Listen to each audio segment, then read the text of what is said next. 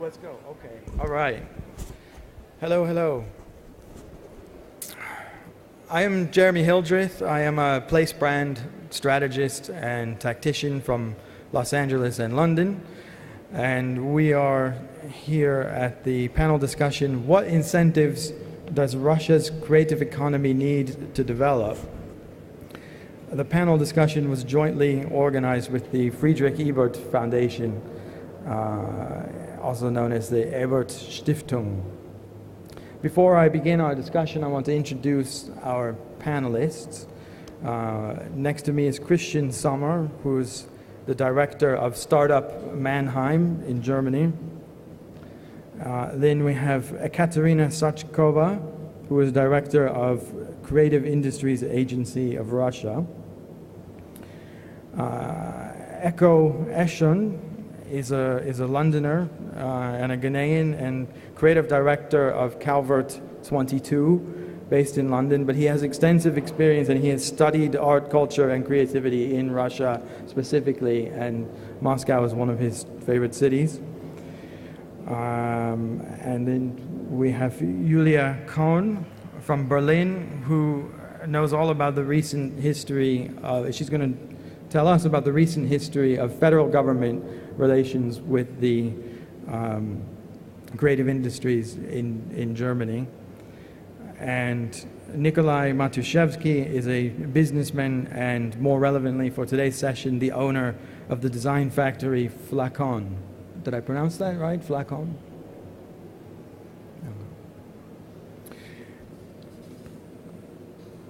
And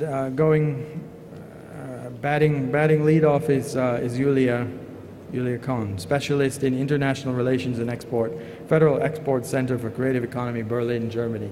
Julia, you have the floor. Yeah, thank you very much. Can I have the presentation? Well, if not, then I'm just going to start. Anyways, my name is Julia Kohn, and I work for a project with the very simple, short, and catchy name, Germany's Federal Government Center of Culture and Creative Industries. I think I should get an extra minute of speaking time for having to pronounce this name. What I will be speaking about is I will let you know about the history of Germany's federal government's support structures for the culture and creative industries, the how and why, and also what we in the past have experienced as being something very valuable for the industry in terms of support structure. To give you an idea of who we are and where we're located on the map of government, the Center of Excellence for Culture and Creative Industries is a project of, I see the presentation, maybe I'll quickly wait for that. Shall I wait? Wait, yeah, just wait a minute. It looks very close to loading. Well, looks can be deceiving. I'll work with the little one. Can everyone read this? Oh, now everything's gone. Is that me? There we are. Voila. I was just going to tell you where we're located in terms of government. If you're seeing in the middle, that's the Center of Excellence for Culture and Creative Industries, and we're part of the Culture and Creative Industries Initiative, which is a project carried out together by the Ministry of Economic Affairs and Energy and the Commissioner for Culture and Media, which is quite special because you've got two ministries here, economy and culture, which would naturally not maybe come together so much. But for culture and creative industries, this has actually proven to be very valuable. And how did it come to this? A little bit of history. Initiative founded in 2007, Center of Excellence founded in 2010. And why was that? Around 2007, there were some numbers popping up in some cultural reports that hinted at an economic potential of an area that was previously mostly seen as a cultural factor. And that led to a resolution of the German parliament to initiate this initiative. And because we're German and we're very much like very structured things and very clear things, a couple of things happened. First of all, we developed a definition of culture and creative industries, which put a mainly market-oriented nature of the companies at the center of the definition. Then we decided on 11 sub-markets we wanted to be part of this culture and creative industries. And you may now say, well, this is very theoretical and this is a model. And yes, of course, you're right. This is theory, and in practice, this is much more complex. And especially when it comes to the sub-markets, you've got companies and people moving in and out of the sector and between the sub-markets. However, having this kind of definition and frame really allowed the government to put into place structured support instruments targeted to a predefined area. And another thing happened. One of the first things that this initiative, Culture and Creative Industries Initiative, did was it commissioned an economic report on culture and creative industries. And since then, we've had every year a monitoring report showing us the key economic figures of the culture and creative industries. And what that gave us was numbers. These are the numbers from 2015. And you see, with about 150 billion euros turnover a year in this industry, no one was really able anymore to ignore this industry, because if you're looking at this amount of gross value added, which is actually larger than that in the chemical industry, people started to listen. And also politicians that, and multipliers on various levels, other industries that had previously said, well, creative industries, just a bunch of clowns, very unorganized, very unproductive. All of a sudden they had these numbers in front of them, and they had to start thinking, well, there is something going on here. There is some kind of really big impact on the German economy coming from the creative sector. And that opened a lot of doors.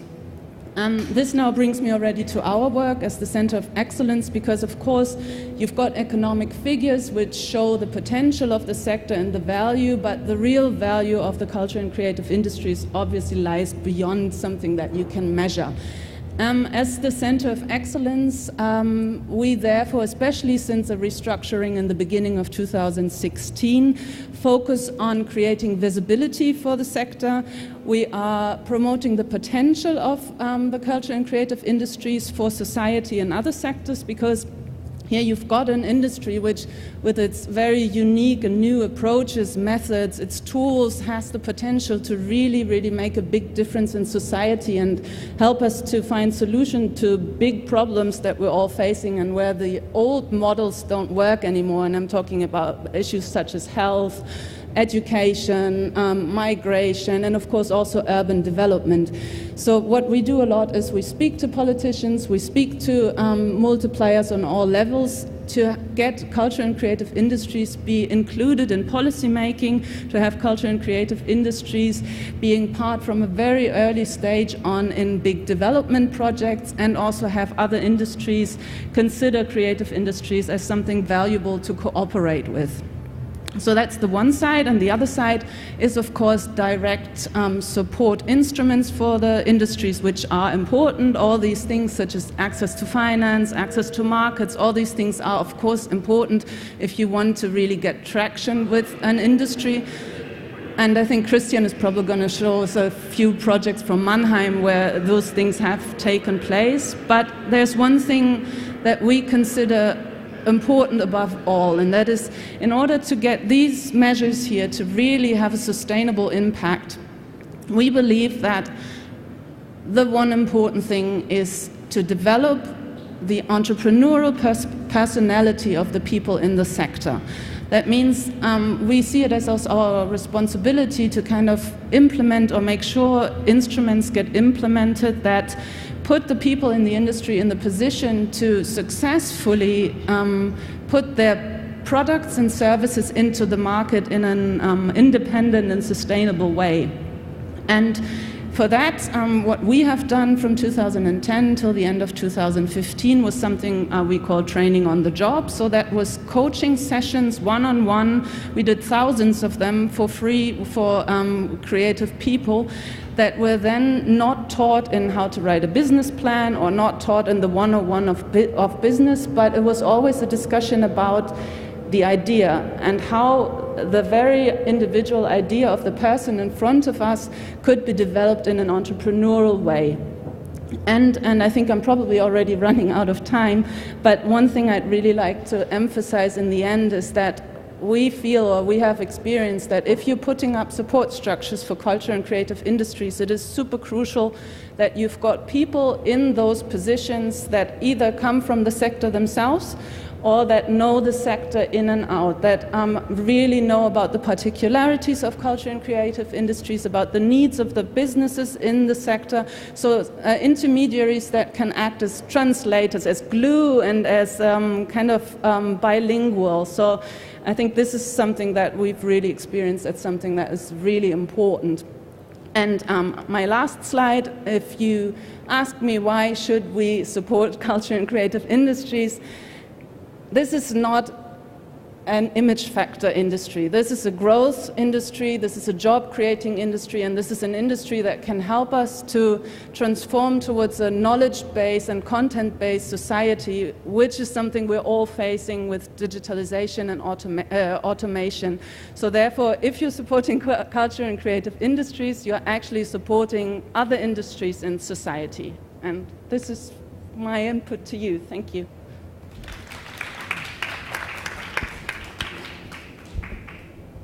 Christian? So I will wait for my presentation. Hope you can hear me. If I could have the presentation, the next one, please. Yeah, my name is Christian Sommer. I'm from Mannheim. Mannheim is a city in the southwest of Germany with about 300,000 citizens. I'm the managing director of Startup Mannheim. Startup Mannheim is a public-owned company. And we're responsible not only to bring startups and support startups in Mannheim, we're responsible to make a new kind of urban development which includes startups, economy, creative businesses, music business, and so here's my slide. Yeah. So, have you ever heard of Mannheim? You know Mannheim, that's great. So, but I think you know some inventions from Mannheim. The bicycle is invented in Mannheim. The car was invented in Mannheim. The tractor was invented in Mannheim. And also the rocket plane was invented in Mannheim. So you know Mannheim without knowing it. We're at the Startup Mannheim, we have 8 startup centers, and 4 of them are in the creative business. 28,000 square meters for those startups, with about 300 startups in there, 1,000 employees working in there. And what is very unique in our system is that we also have this music commission, the creative commission, and the urban culture development officer. I will tell you more about in a minute. Let's talk first about music commission. The music commission is responsible for all our efforts in the field of music and music business. From 2003 on, Mannheim sees itself as a music city, and in 2013 we've got the title of UNESCO City of Music. We're very proud of that, and we got that because of the things we did in the years before. First of all, in 2004 we opened up the Music Park. The Music Park was the first startup center for the music business in Germany, and I think it was the first startup center for creative industries in Germany. I'm not pretty sure about it, but it was one of the first. It's a business center and a startup center for all kind of music businesses, exploitation chain all around the music. Right next to it, and this was very important, is the Pop Academy. The Pop Academy is the first university for pop music in Germany.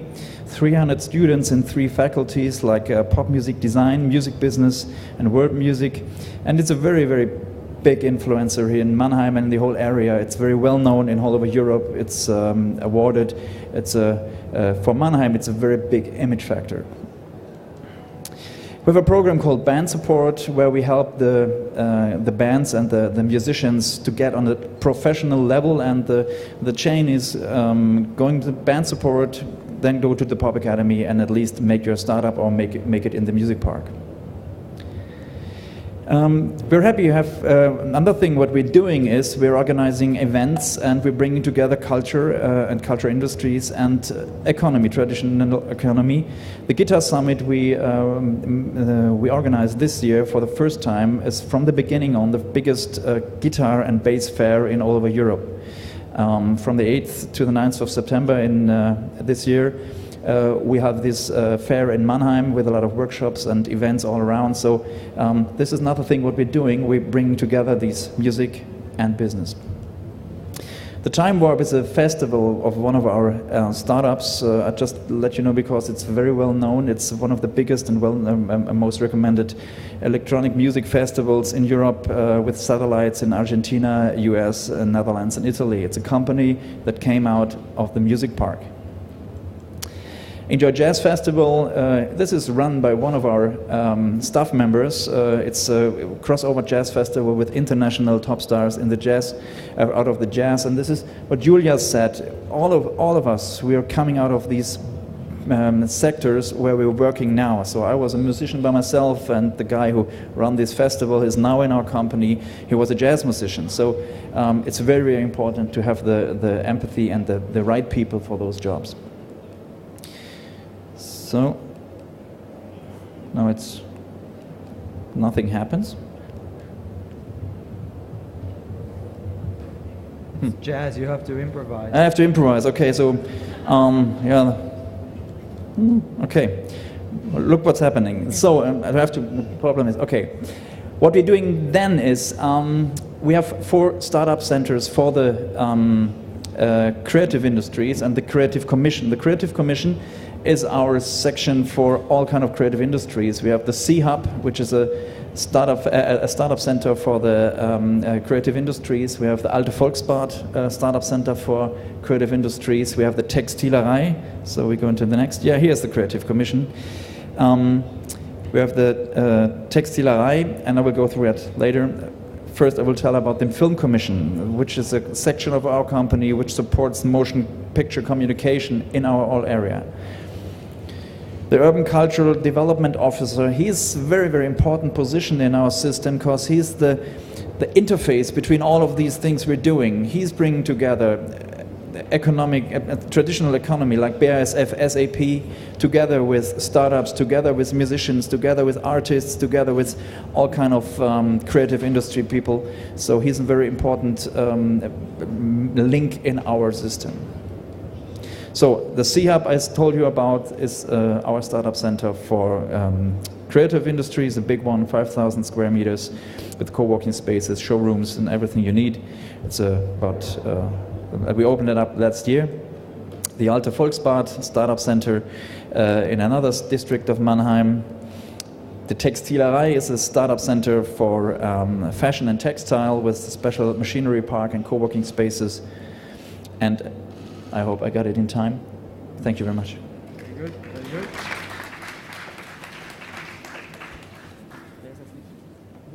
Who's next? I forgot who's there. Who forgot who's next? Next is you're next. Kate is next. No. Yeah, Flacon is next. Yeah.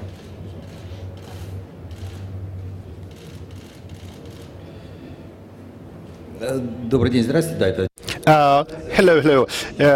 Well, that's really my presentation.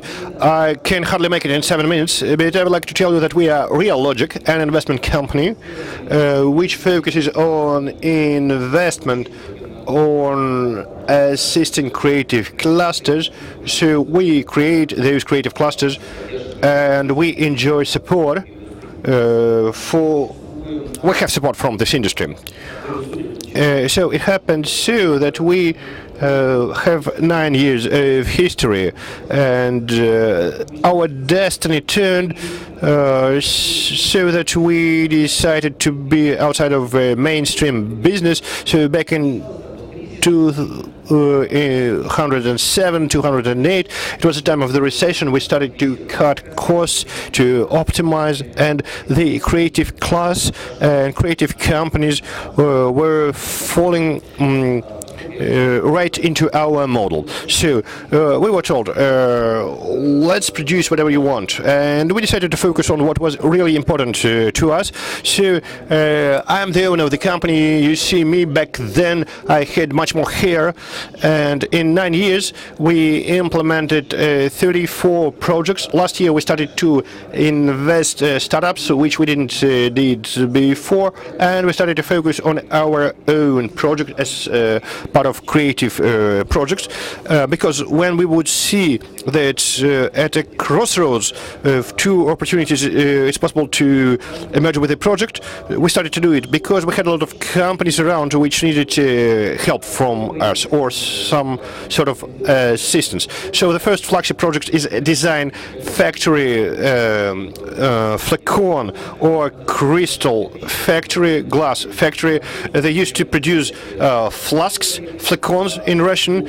So we made it in 5 years. The slogan of the company is create what you want, and we realized that in order to attract to our premises people which want to create, they need full freedom, and we wanted them only to observe fire regulation and safety regulations, and just not to hamper each other. 3 years ago, I myself and Flacon was part of Creative Russia expedition. We covered 20,000 kilometers all across Russia, starting in Astrakhan in the south and ending in Vladivostok in the far east, and in all cities we were present in Flacon.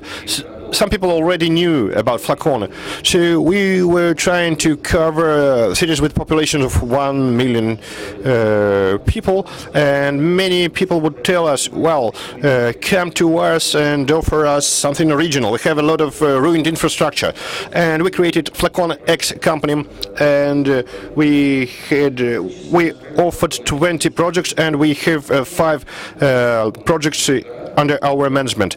The next is Flacon Sochi in Rosa Hutor, in the surroundings of Sochi. We wanted to open it before the alpine ski season, but we failed. So if you recall our Winter Olympics in 2014, so it was a canteen for Olympic athletes. So a canteen of 3 stories.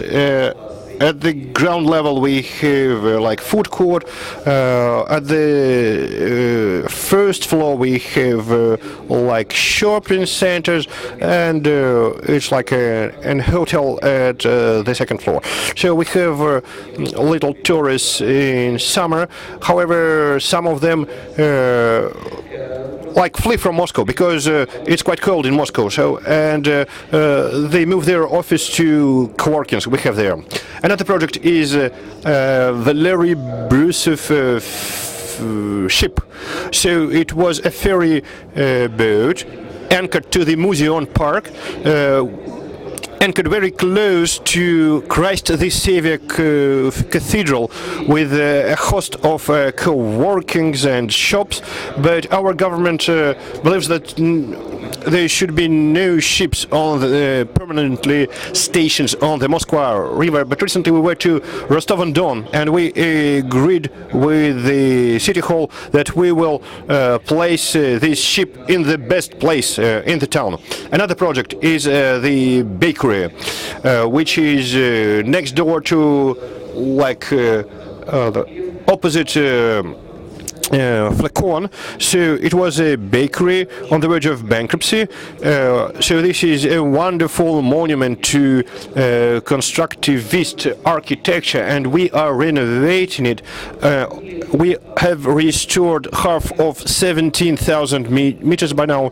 We organized some pedestrian areas around it. So this is another creative cluster which is being fully rented. So in Flacon, we have a concept. Flacon is made of glass, not of rubber, so you cannot extend it forever. Also, a cargo texture. This is a company which constructs some stuff out of containers. This is a container, like for craft beer. At the end of the 20th century, would have a lot of like fish tank cafeteria. So today it's Friday, so feel free to come to the container and have a beer. Another project I would like to tell you, a project we pay a lot of attention to at the moment. There is a building, a house built over containers. Also, office sharing.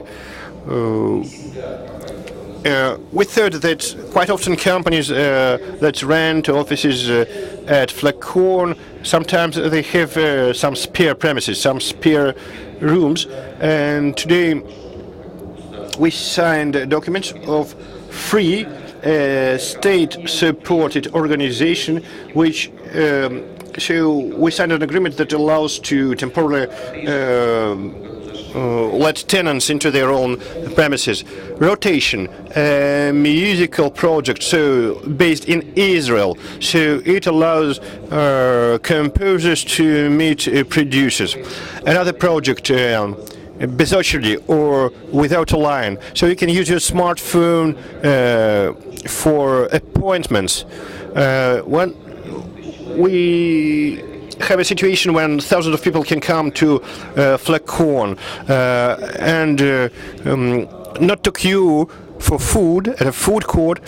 You can make an appointment and you can go around the entire area, and then you will get a message that your line is coming soon. Then looking, another project to continue the stylistic model business.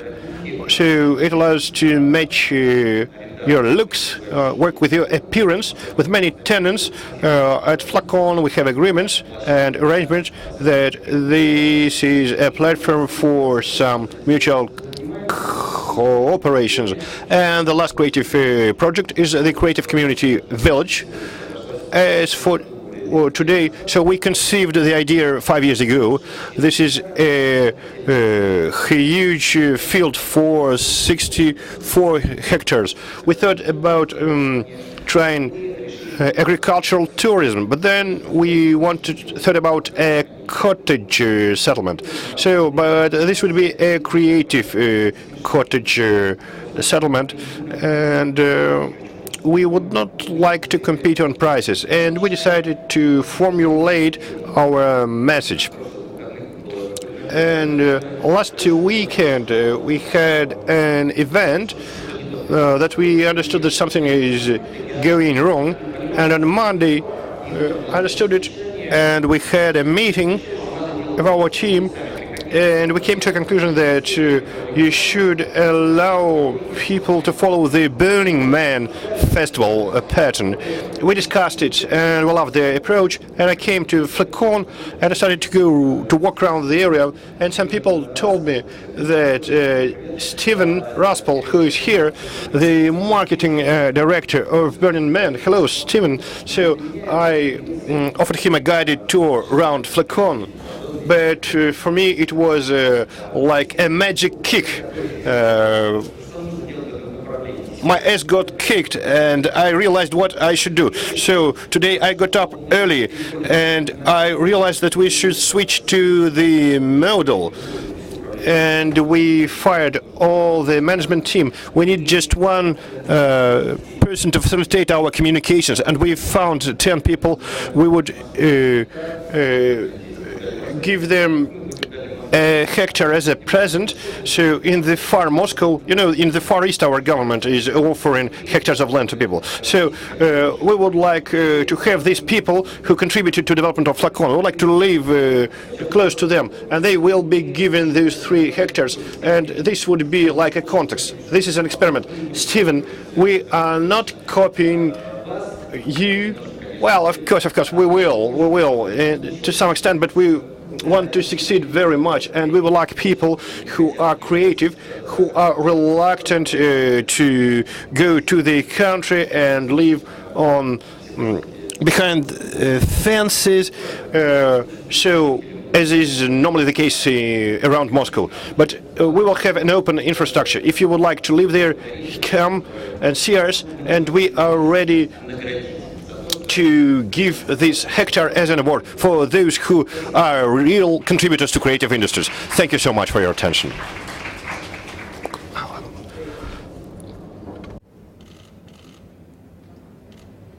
Добрый день.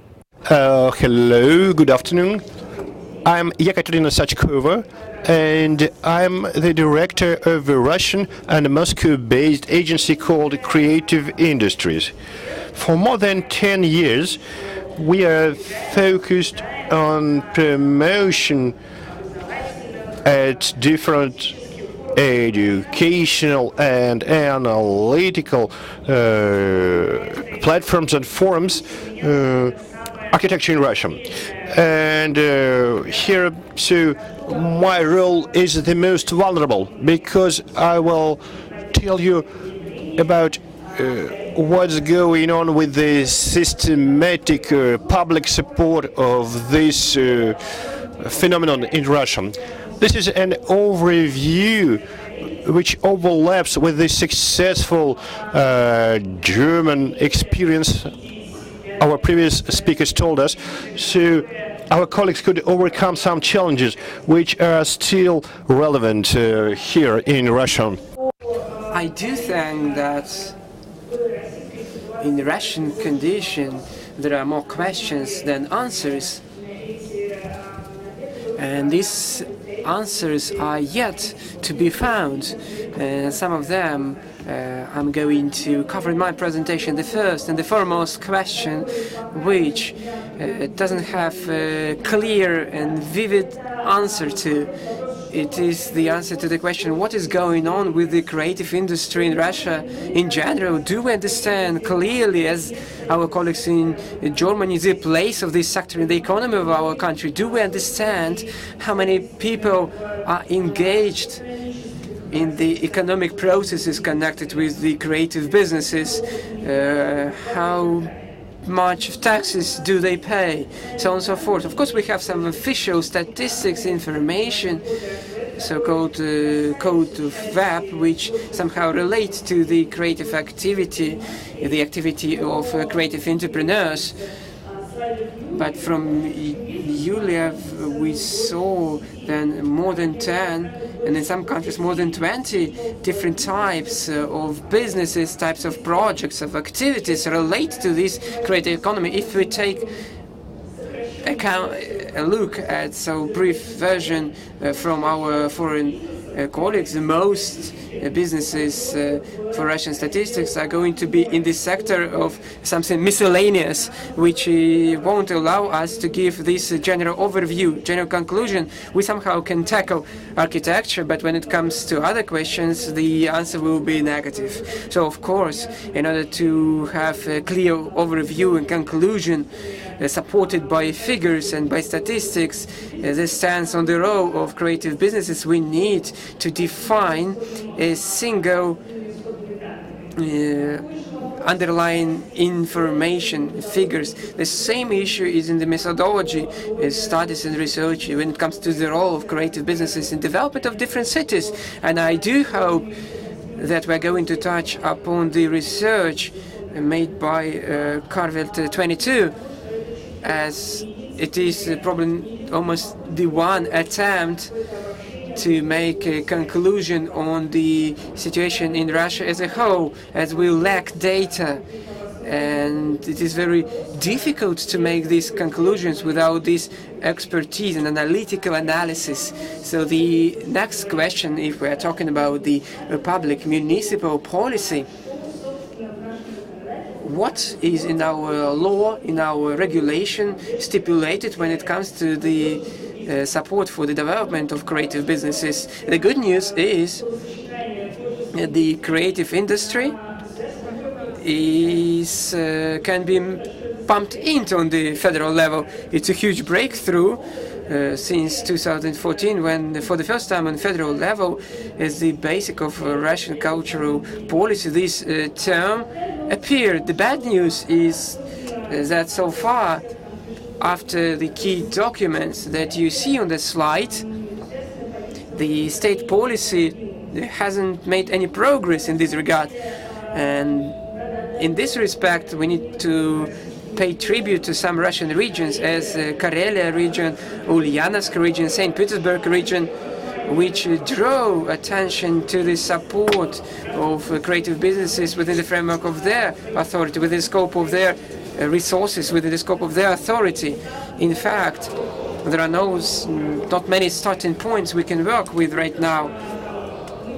And here we can see that the creative industries are on the agenda connected with the culture.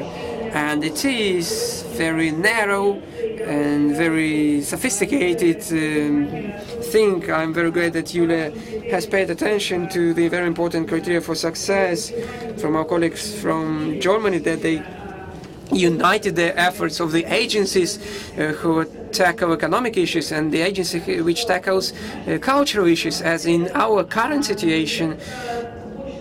You know, this culture entrepreneurship is very rarely on the agenda when we talk about business, as in fact, apart from the cultural, intellectual component, there are many infrastructural issues connected with the real estate, with the taxes, and with many other things without which small and medium-sized businesses are very difficult to progress without support.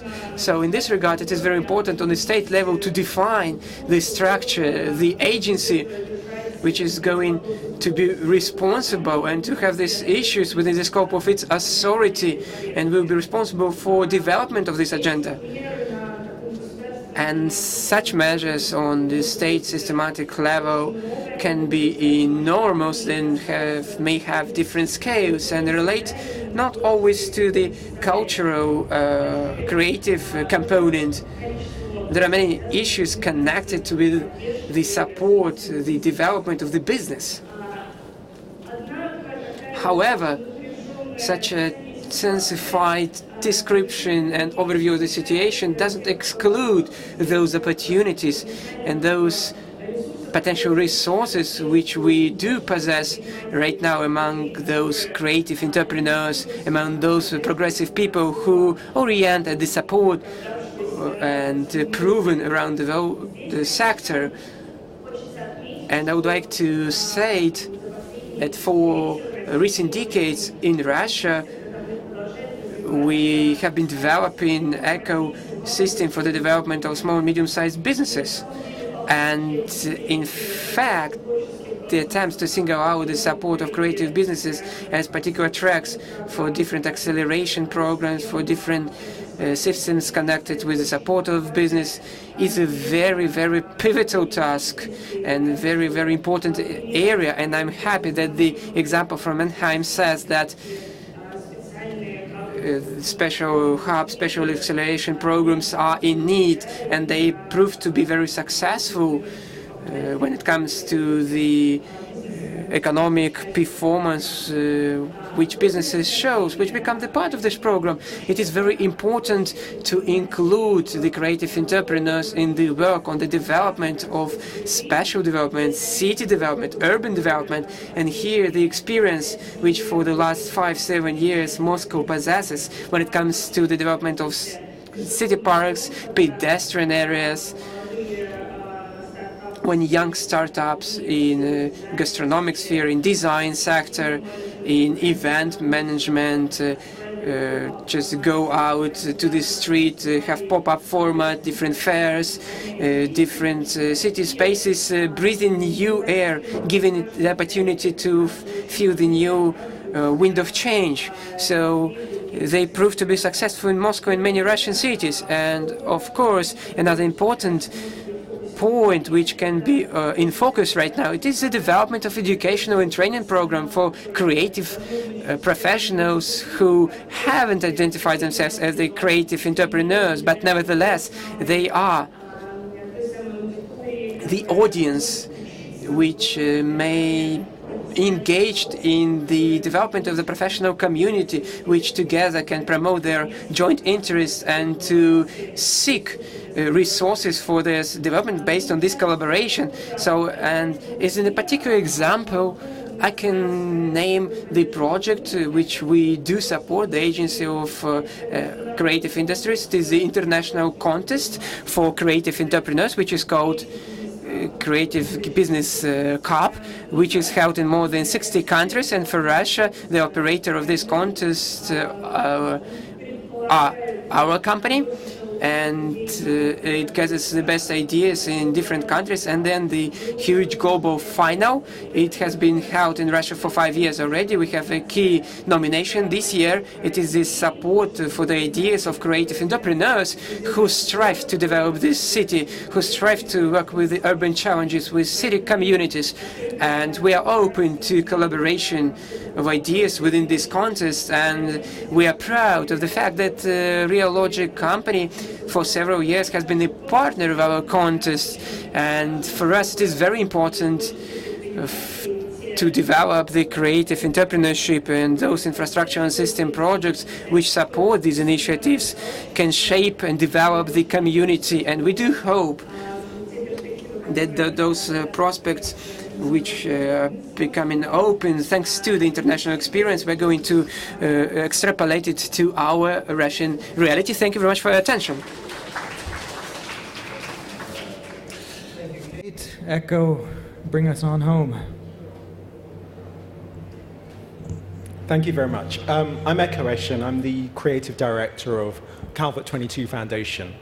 Calvert 22 Foundation is a foundation. It's based in London that kind of specializes in the culture and creativity of Eastern Europe. We have an exhibition space in London, and we do a range of international programs. And I wanted to talk about 3 projects that I think are specifically relevant here. We'll get the slides up in a minute when they arrive. There we go, almost there in a minute.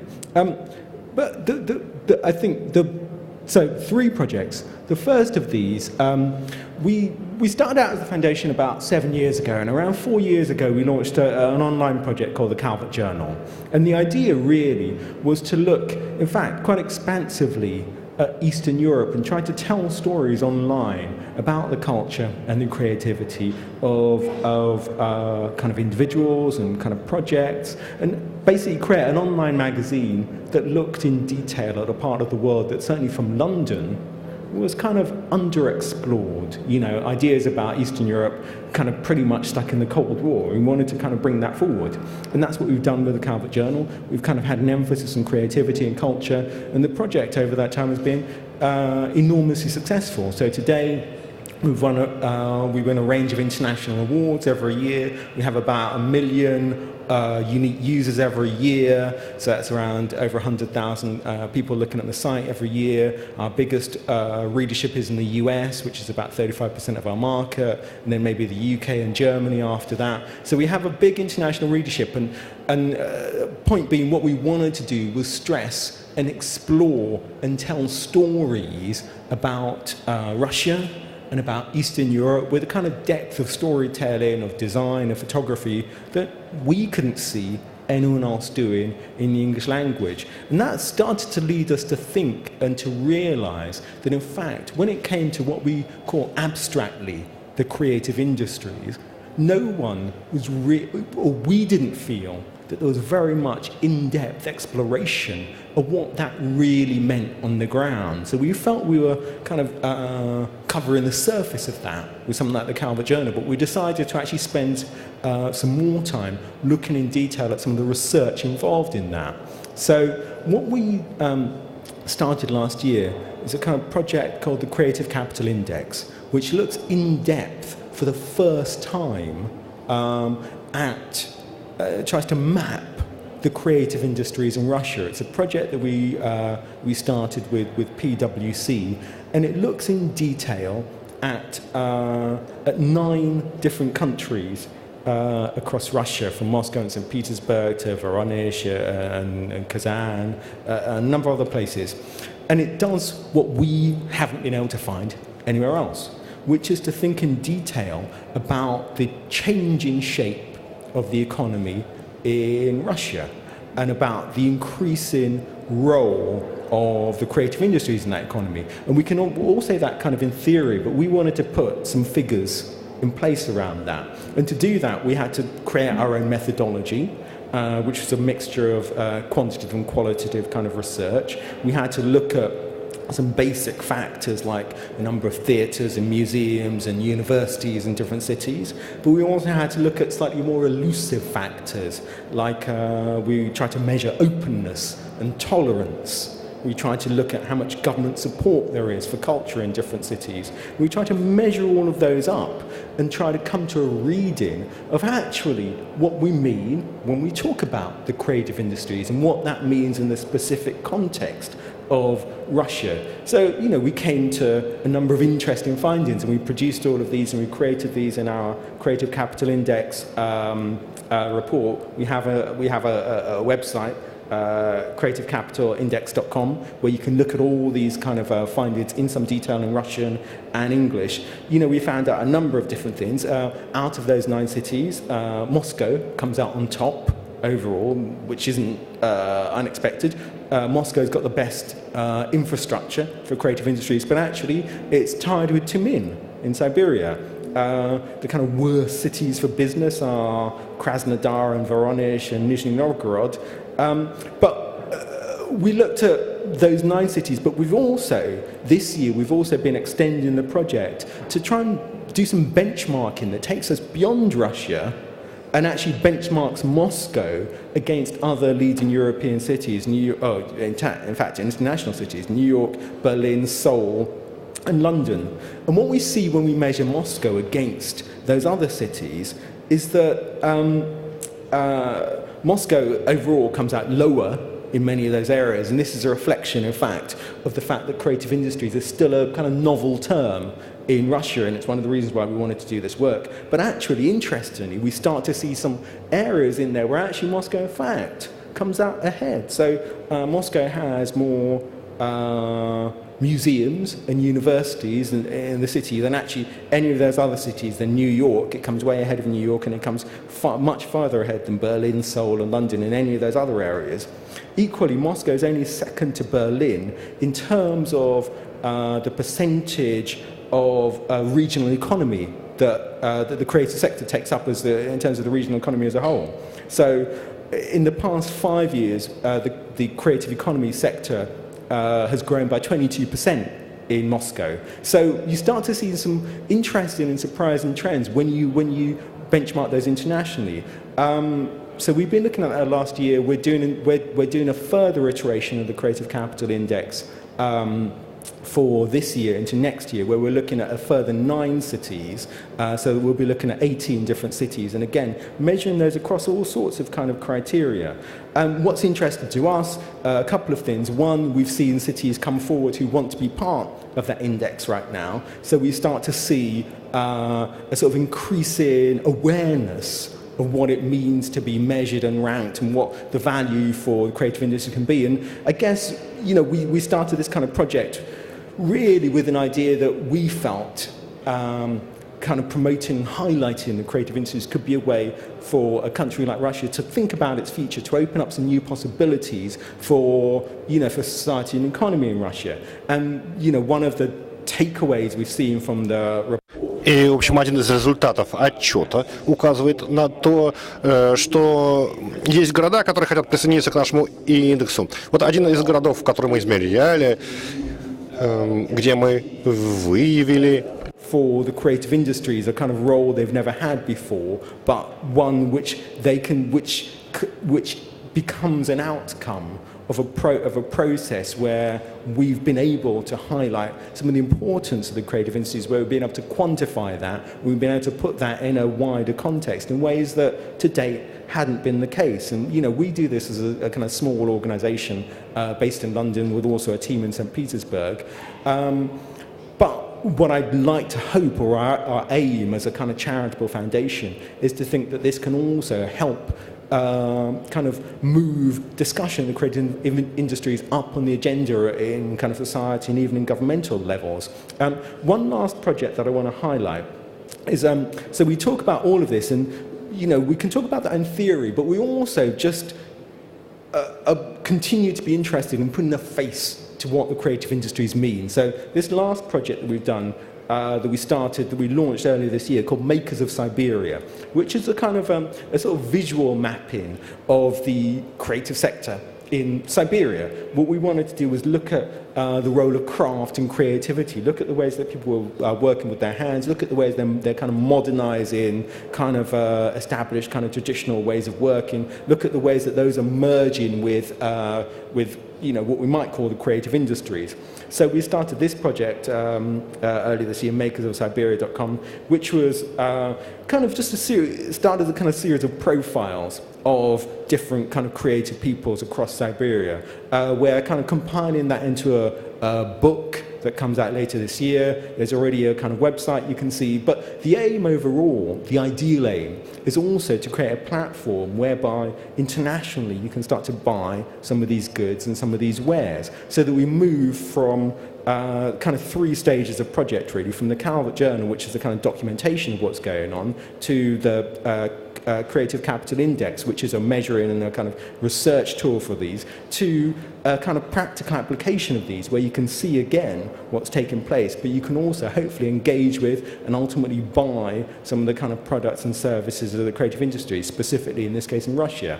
And I guess I just wanted to highlight all 3 of those, because I'm, sitting in London, I'm tremendously interested and excited by what you can start to see, I think, as a kind of emerging wave or generation of activity that takes Russia away from some of its kind of traditional base in kind of heavy industry and so on, to something else, to something lighter, to something more open, to kind of a range of possibilities. And I think our work with Calvert, one of our aims is just to highlight that, to platform that, and to share that internationally, because I think Russia, amidst everything else, is also in a kind of time of great possibility right now. Thank you.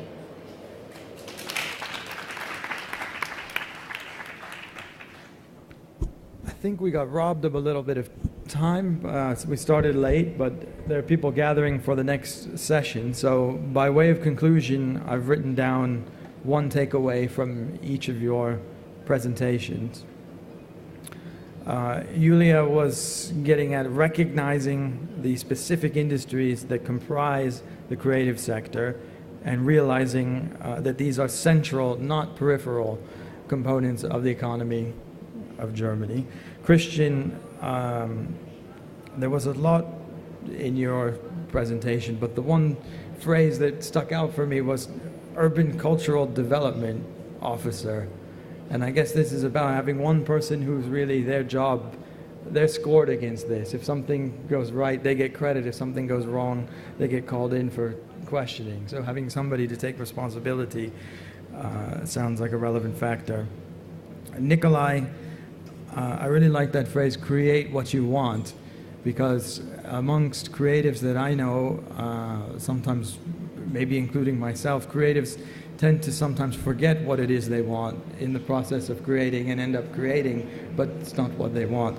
So that was a nice line. And also that flacon is made of glass, not rubber, and you cannot stretch it forever. Kate tells us that more data would help the cause of creative industries in Russia, and also reinforced Yulia's notion of the need for identifying and labeling enterprises as indeed being in the creative industries. And Echo came right in perfectly with providing some data, or is in the process of providing some data and some classifications for the creative industries in Russia, and called out Moscow in particular as scoring well, remarkably well, in fact, internationally as a creative city, and then finished up with Makers of Siberia project, which is perfectly appropriate since the next session coming up in this room is Do It Yourself, Who the Makers Are. So stick around for that if that's of interest to you. Meanwhile, thank you everyone, and thank you to all of you.